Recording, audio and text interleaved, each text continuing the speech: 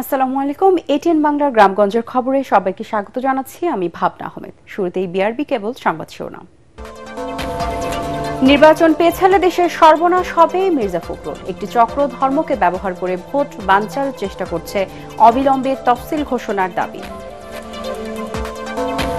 জাতীয় নির্বাচনের উপর দেশের ভবিষ্যৎ নির্ভর করছে, কুমিল্লায় ইসি আনোয়ারুল। সুষ্ঠু ভোট আয়োজনে জিহাদ ঘোষণা করেছে নির্বাচন কমিশন। শেরপুর, চাপাই, টেকনাফ সহ দেশের বিভিন্ন স্থানে বিএনপির মনোনয়ন বঞ্চিতদের বিক্ষোভ। সাতক্ষীরা 3-এ প্রার্থী বদলের দাবিতে সপ্তম দিনের মতো চলছে আন্দোলন। পুলিশি হামলার প্রতিবাদ এবং 10ম গ্রেডে বেতনের দাবিতে সারা দেশে অনির্দিষ্টকালের কর্মবিরতি প্রাথমিকের শিক্ষকদের। দাবি না মানলে কঠোর আন্দোলনের হুঁশিয়ারি। এবং দেশের ক্ষতি করে চট্টগ্রাম বন্দরের টার্মিনাল বিদেশি অপারেটরকে দেওয়া হবে না, জানালেন উপদেষ্টা শাকুয়াত। বন্দর কেন্দ্রিক $5 বিলিয়ন বিনিয়োগের উদ্যোগ। শুনছিলেন বিআরবি কেবল সংবাদ শিরোনাম, এবারে বিস্তারিত। অবিলম্বে নির্বাচনের তফসিল ঘোষণার দাবি জানিয়েছে বিএনপি। মহাসচিব মির্জা ফখরুল ইসলাম আলমগীর বলেছেন, ধর্মকে ব্যবহার করে ভেদাভেদ সৃষ্টি এবং নির্বাচন বানচালের চেষ্টা করছে একটি চক্র। নির্বাচন পিছিয়ে গেলে দেশের সর্বনাশ হয়ে যাবে। সকালে ঠাকুরগাঁও জেলা মুক্তিযোদ্ধা কমপ্লেক্স ভবনে বীর মুক্তিযোদ্ধা এবং মুক্তিযোদ্ধাদের সন্তানদের সাথে মতবিনিময় সভায় এসব কথা বলেন তিনি। মুক্তিযুদ্ধের পাকিস্তানি বাহিনীর বর্বরতা তুলে ধরে মির্জা ফখরুল বলেন, তাদের সাথে যারা হাত মিলিয়ে যারা গণহত্যা চালিয়েছিল তারা আজ গভীর ষড়যন্ত্রে মেতে উঠেছে। তাদের সাথে কোনো আপোষ হবে না বলেও এই সময় মন্তব্য করেন বিএনপি মহাসচিব। আজকে যে চক্রান্ত ষড়যন্ত্র চলছে, নির্বাচনকে বানচাল করে দেওয়ার, নির্বাচনকে পিছিয়ে দেওয়ার, সেই নির্বাচনকে পিছিয়ে দেওয়া মানে আমাদের সর্বনাশ হওয়া, এই দেশের সর্বনাশ হওয়া। কারণ এখন একটা নির্বাচিত সরকার খুব দরকার। আর কোনো কাল বিলম্ব না করে নির্বাচনের তফসিল ঘোষণার ব্যবস্থা করবেন, দেশে একটি নির্বাচিত সরকার প্রতিষ্ঠা করবেন। নির্বাচনের উপর দেশের ভবিষ্যৎ নির্ভর করছে, আর তাই একটি সুষ্ঠু ও সুন্দর নির্বাচন আয়োজনের জন্য নির্বাচন কমিশন জিহাদ ঘোষণা করেছে বলে জানিয়েছেন নির্বাচন কমিশনার আনোয়ারুল ইসলাম সরকার। কুমিল্লা বোর্ডের অডিটোরিয়ামে আয়োজিত নির্বাচনের দায়িত্ব পালনে চ্যালেঞ্জ সমূহ নিরূপণ ও উত্তরণের উপায় শীর্ষক কর্মশালায় তিনি এসব কথা বলেন। এতে অংশ নেন জেলা উপজেলা পর্যায়ে নির্বাচন কর্মকর্তারা। ওই সময় নির্বাচন কমিশনার আরও বলেন, অতীতের পক্ষপাতমূলক নির্বাচনের কলঙ্ক মুছে দিতে চায় নির্বাচন কমিশন।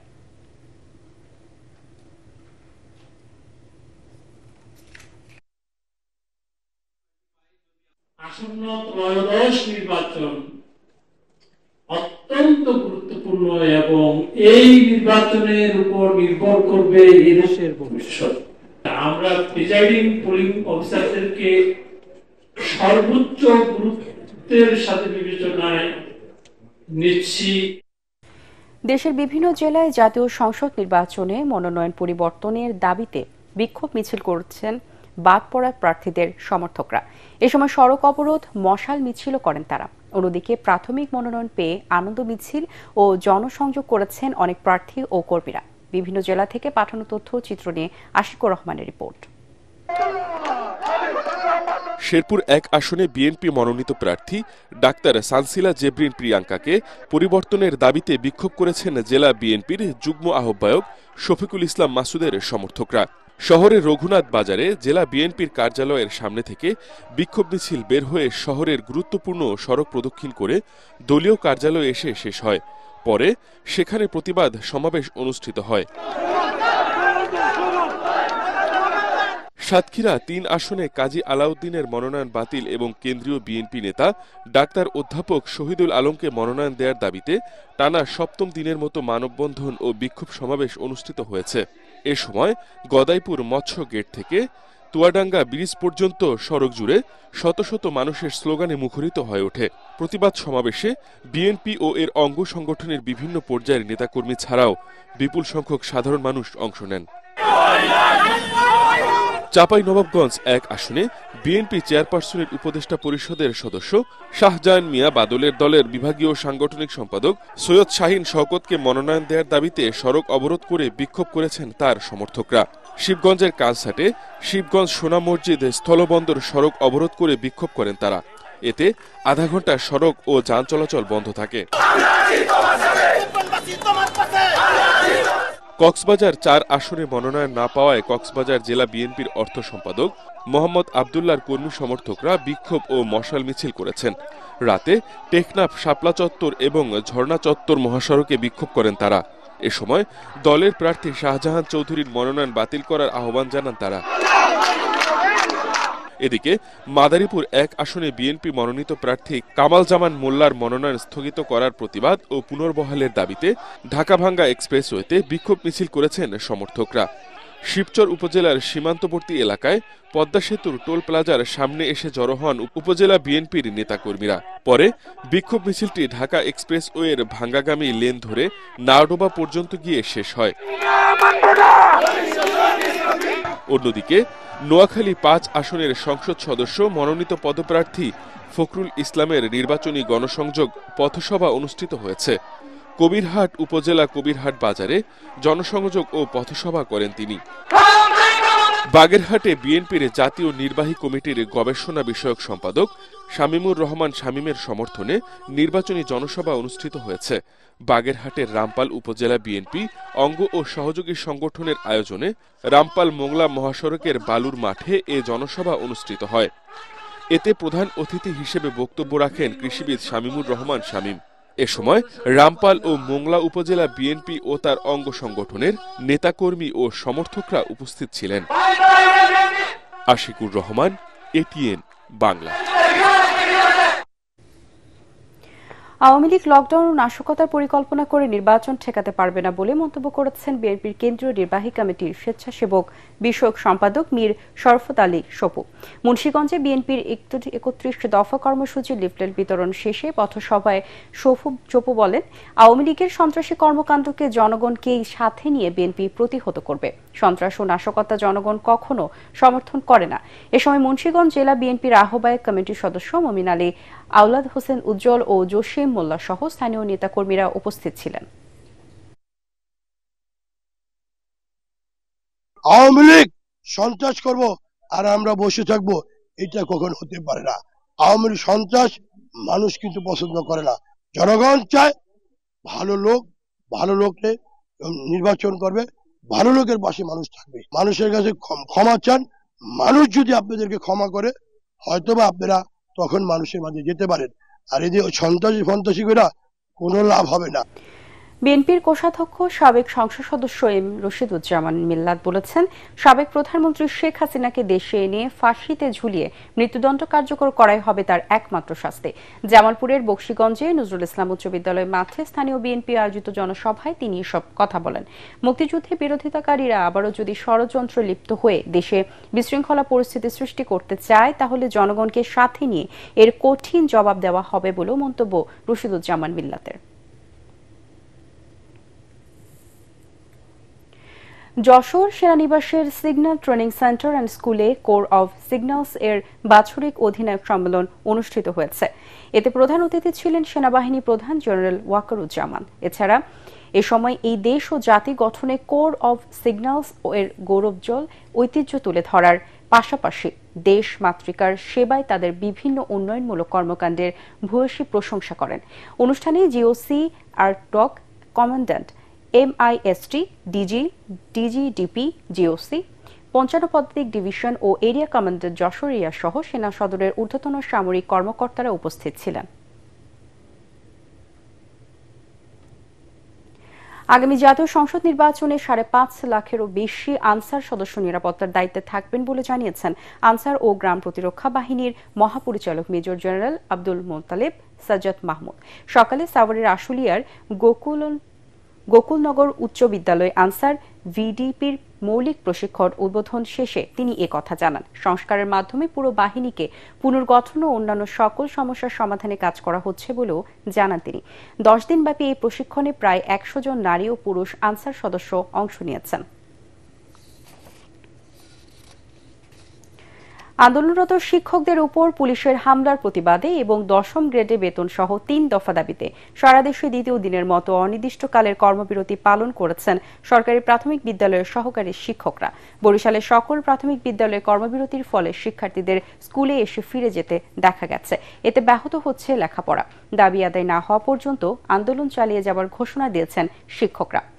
নাটোরে 738টি প্রাথমিক বিদ্যালয়ের কর্মবিরতি চলছে। শিক্ষকরা নিজ নিজ কর্মস্থলে গেলেও তারা ক্লাসরুমে যাননি। গতরাতে আন্দোলন স্থগিত করলেও সকাল থেকে প্রাথমিক শিক্ষক দাবি বাস্তবায়ন পরিষদ ব্যানারে আবারও আন্দোলন শুরু করেন শিক্ষকরা। ঝালকাঠিতে 584টি সরকারি প্রাথমিক বিদ্যালয়ে কর্মবিরতি পালন করছেন শিক্ষকরা। সকালে শহরের বিদ্যালয়গুলোতে শিক্ষার্থীরা গেলেও শিক্ষকরা পাঠদান বন্ধ রাখেন। শিক্ষকরা জানান তাদের উপর হামলার বিচার এবং ন্যায্য দাবি পূরণ না হওয়া পর্যন্ত তারা কর্মবিরতি চালিয়ে যাবেন। দেশের ক্ষতি করে চট্টগ্রাম বন্দরের কোনো টার্মিনাল বিদেশি অপারেটরকে দেওয়া হবে না বলে সাফ জানিয়েছেন নৌ পরিবহন উপদেষ্টা অবসরপ্রাপ্ত brigadier general M Sakhawat Hossain. সকালে পতেঙ্গায় লায়লদিয়ার চর কন্টেইনার ইয়ার্ড সহ বন্দরের বিভিন্ন স্থাপনা উদ্বোধন করে তিনি একথা বলেন। উপদেষ্টা বলেন, বন্দর ঘিরে 4 থেকে 5 বিলিয়ন ডলার বিনিয়োগ হবে সে লক্ষ্যে কাজ করছে সরকার। চট্টগ্রাম থেকে আবুল হাসনাতের পাঠানো রিপোর্ট জানাচ্ছেন ফারহিন ইসলাম টুম্পা। চট্টগ্রাম বন্দরে কন্টেইনার রাখার সক্ষমতা ছিল 56,000 TEUs। লালদিয়ার চরে কন্টেইনার টার্মিনাল উদ্বোধনের ফলে তা বেড়ে হয়েছে 66,000। চট্টগ্রামের পতেঙ্গায় বে টার্মিনাল এলাকায় পরিবহন টার্মিনাল সহ বন্দরের বিভিন্ন স্থাপনা উদ্বোধন করেন নৌপরিবহন উপদেষ্টা এম সাখাওয়াত হোসেন। এ সময় বন্দরের টার্মিনাল সহ কয়েকটি স্থাপনা বিদেশি অপারেটরদের দেয়া নিয়ে বিতর্কের বিষয়ে কথাও বলেন তিনি। আপনারাই দেখবেন যে এই পোর্টের চেহারা বদলিয়েছে কি বদলায়নি। আপনারা এখন আমাদের প্রযুক্তি নাই, এই একটা এতদিন ধরে একজনকে দেওয়া হয়েছিল তখন তো কোনো কথা বলেন নাই। লক্ষ লক্ষ কোটি কোটি টাকা বাইরে চলে গেছে তখন তো কোনো কথা বলেন নাই। I am the last person আমার দেশের ক্ষতি করে কাউকে দিব। পরে বে টার্মিনাল এলাকায় পরিবহন টার্মিনাল উদ্বোধন করে উপদেষ্টা জানান, বে টার্মিনাল নির্মাণে বেশ কয়েকটি বিদেশি প্রতিষ্ঠান আগ্রহী। তারা ডিপিএম আসবে, কারণ G2J এটা গভর্নমেন্ট টু গভর্নমেন্ট। তো গভর্নমেন্ট টু গভর্নমেন্ট কারণে আপনারা জানেন যে গভর্নমেন্ট টু গভর্নমেন্ট হলে এটা সরাসরি ইনভেস্টমেন্ট হবে। এটা এস্টাবলিশ করতে করতে হয়তো 5 বছরের মতো লাগবে, কিন্তু চিটাগংয়ে এখানে 3 থেকে 4 বিলিয়ন থেকে 5 বিলিয়ন ডলার আলটিমেটলি এখানে আপনার লাগবে। এদিকে চট্টগ্রাম বন্দর সম্প্রসারণ ও উন্নয়নের পাশাপাশি পণ্য পরিবহন ব্যবস্থার আধুনিকীকরণে এডিবি ও বিশ্ব ব্যাংক সহায়তা করবে বলে জানান বন্দর চেয়ারম্যান। আমাদের রিকমেন্ডেশন হলো পোর্টের সাইড থেকে আমরা একটা পোর্ট স্ট্র্যাটেজি নিয়ে কাজ করছি। তো পোর্ট স্ট্র্যাটেজিতে এটা বের হয়ে আসছে যে এখন যদি আমরা এটা ভবিষ্যতে সাস্টেনেবল করতে চাই তাহলে রোডের উপর আমাদের 70%, রেলের উপরে হলো 20% এবং হলো ইনল্যান্ড ওয়াটারে 10%। এই ধরনের একটা প্রপোর্শনে আমাদের ক্যাপাসিটি ডেভেলপ করতে হবে। এছাড়াও তালতলা কন্টেইনার ইয়ার্ড উদ্বোধন ও বন্দরের বিভিন্ন স্থান পরিদর্শন করেন উপদেষ্টা। Bureau report, ATN Bangla. 17 বছর শেখ হাসিনা বাংলাদেশের মানুষের দুঃখের কারণ ছিল বলে মন্তব্য করেছেন জুলাই আন্দোলনের শহীদ মীর মুগ্ধর ভাই মীর মাহবুবুর রহমান স্নিগ্ধ। নাটোর জেলা বিএনপি কার্যালয়ে দলীয় নেতাকর্মীদের সাথে মতবিনিময় সভায় এসব কথা বলেন তিনি। সকল হত্যার বিচার করা হবে বলেও জানান মীর মাহবুবুর রহমান স্নিগ্ধ। জেলা বিএনপির আহ্বায়ক রহিম নেওয়াজ সহ অন্যান্য নেতারা এ সময় উপস্থিত ছিলেন।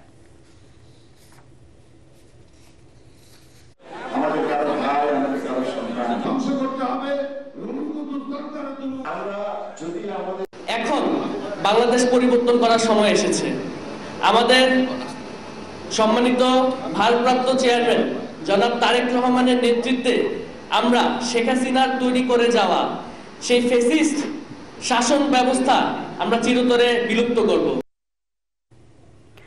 পাবনা জেলা বিএনপির উদ্যোগে পালিত হয়েছে জাতীয় বিপ্লব ও সংহতি দিবস। এ উপলক্ষে দুপুরে সরকারি এডওয়ার্ড কলেজ মাঠ থেকে বর্ণাঢ্য শোভাযাত্রা বের হয়ে শহরের বিভিন্ন সড়ক প্রদক্ষিণ করে জেলা বিএনপির কার্যালয়ে গিয়ে শেষ হয়। পরে সমাবেশে বক্তব্য রাখেন বিএনপি চেয়ারপারসনের বিশেষ সহকারী অ্যাডভোকেট শামসুর রহমান শিমুল বিশ্বাস। বিএনপি চেয়ারপারসনের উপদেষ্টা ও জেলা বিএনপির আহ্বায়ক হাবিবুর রহমান হাবিব ও কৃষক দলের কেন্দ্রীয় সভাপতি কৃষিবিদ হাসান জাফির তুহিন।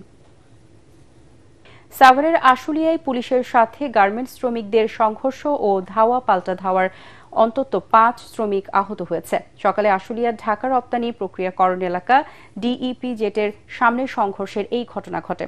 শিল্প পুলিশ জানায়, গত কয়েকদিন ধরে ডিইপি জেট এলাকায় বিদেশি মালিকাধীন 3টি প্রতিষ্ঠান এক্টর এক্সপোর্টিং সাউথ চায়না ও গোলটেক্স কারখানা শ্রমিকরা 3 মাসের বকেয়া বেতনের দাবিতে আন্দোলন করে আসছিল। একই ধারাবাহিকতায় আন্দোলনে নামলে পুলিশ জলকামান ও রাবার বুলেট নিক্ষেপ করে তাদের সরিয়ে দেওয়ার চেষ্টা করে। এ সময় সংঘর্ষে অন্তত 5 শ্রমিক আহত হয়। সাভারের আশুলিয়ায় অভিযান চালিয়ে সংঘবদ্ধ ছিনতাইকারী চক্রের 6 সদস্যকে আটক করেছে জামগড়া ক্যাম্পের সেনা সদস্যরা। তারা জানায়, ইউনিক বাসস্ট্যান্ডে একটি সংঘবদ্ধ ছিনতাইকারী চক্র মানুষদের ভয় দেখিয়ে টাকা ও মোবাইল ফোন ছিনতাই করে আসছিল। পরে এলাকাবাসীর অভিযোগের ভিত্তিতে অভিযান চালিয়ে 9টি চাপাতি, একটি চাইনিজ কুড়াল, 2টি ছুরি ও 3 ছিনতাই করা মোবাইল ফোন সহ 6 জনকে আটক করে সেনা সদস্যরা। তাদের আশুলিয়া থানা পুলিশের কাছে হস্তান্তর করা হয়েছে। চট্টগ্রামে বালুমহাল নিয়ন্ত্রণ ও স্থানীয় আধিপত্য বিস্তারকে কেন্দ্র করে ব্যবসায়ী আব্দুল হাকিমকে হত্যা করা হয় বলে জানিয়েছে পুলিশ। হাকিম হত্যা মামলার রহস্য উদ্ঘাটন নিয়ে সংবাদ সম্মেলনে এই তথ্য জানান চট্টগ্রাম জেলার পুলিশ সুপার সাইফুল ইসলাম শান্ত। এই ঘটনায় অভিযান চালিয়ে ইতোমধ্যে মোট 6 জনকে গ্রেপ্তার করেছে পুলিশ। উদ্ধার করা হয়েছে থানা লুটের রাইফেল, বিদেশি পিস্তল, শটগান ও গুলি। একই সাথে হত্যাকাণ্ডে ব্যবহৃত একটি মোটরসাইকেল, গাঁজাসহ মাদকদ্রব্য উদ্ধার করা হয়। পুলিশ জানায়, গত 7 অক্টোবর মদুনাঘাট ব্রিজের পশ্চিম পাশে মোটরসাইকেল যোগে এসে সন্ত্রাসীরা ব্যবসায়ী হাকিমের গাড়ির সামনে গুলি চালায়। হামিম এগ্রো ফার্ম থেকে শহরে ফেরার পথে ঘটনাস্থলেই তিনি প্রাণ হারান।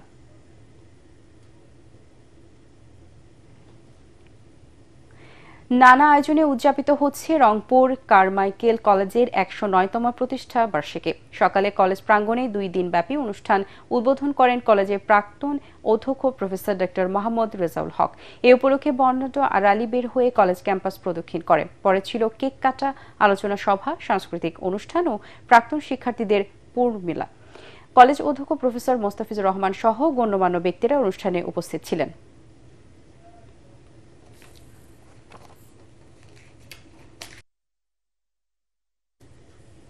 তারুণ্যের উৎসব 2025 উপলক্ষে যশোরে শুরু হয়েছে জেলা প্রশাসক গোল্ড ক্লাব ফুটবল টুর্নামেন্ট। গতকাল বিকেলে শামসুল হুদা স্টেডিয়ামে টুর্নামেন্ট উদ্বোধন করেন খুলনা বিভাগীয় ভারপ্রাপ্ত কমিশনার ফিরোজ শাহ। জেলা প্রশাসক আজহারুল ইসলাম সহ ক্রীড়া সংস্থার কর্মকর্তারা এ সময় উপস্থিত ছিলেন। উদ্বোধনী খেলায় সদর উপজেলা 3-1 গোলে শার্শা উপজেলাকে হারায়। টুর্নামেন্টে জেলার 8টি উপজেলা দল অংশ নিচ্ছে।